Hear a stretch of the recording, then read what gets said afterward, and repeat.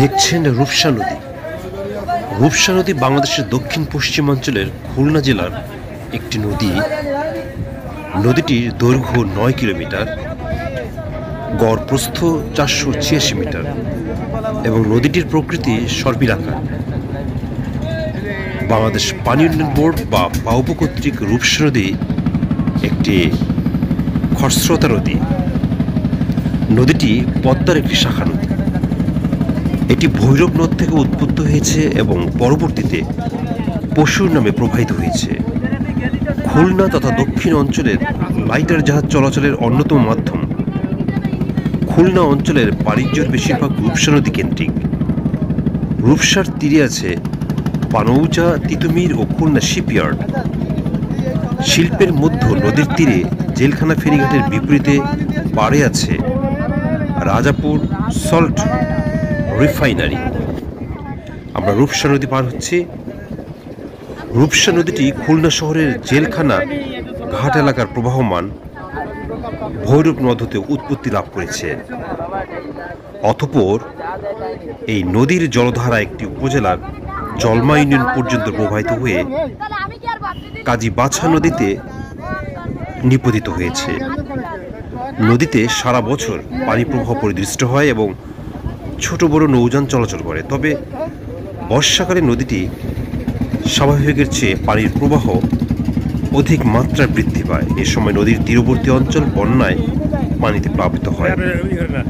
নদীটি জোয়ার ভাটার প্রভাবে প্রভাবিত।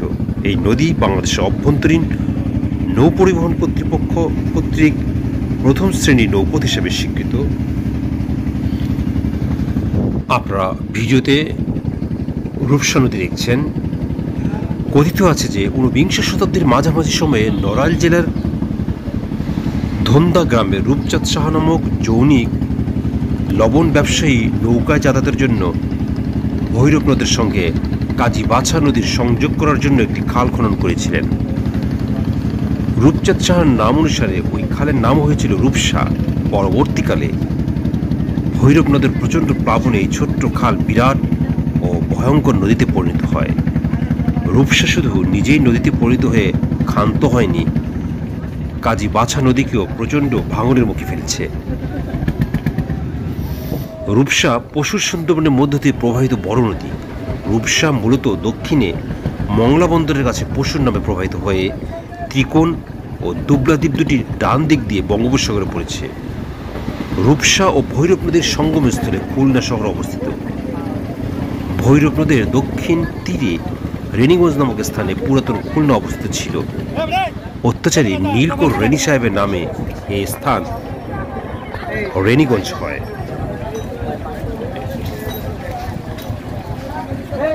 বর্ষা মৌসুমে এর গভীরতা 17 মিটার এবং শুকনো মৌসুমে গভীরতা 12 মিটারের হয়ে থাকে। বর্ষা মৌসুমে পানি প্রবাহ 10,500 ঘনমিটার। এই নদীতে জোয়ার ভাটার প্রভাব আছে। খুলনা সদর রূপসা নদীর তীরে অবস্থিত। আপনারা ভিডিওতে রূপসা নদী দেখছেন।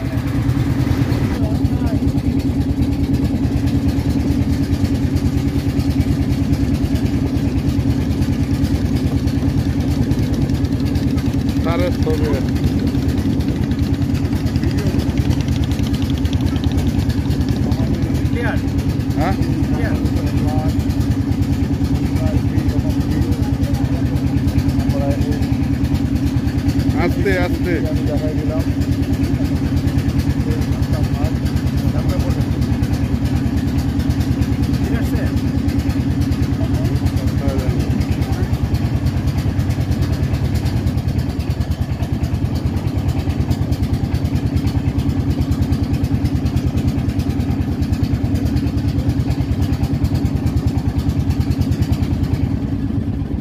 অফ করে দিলাম।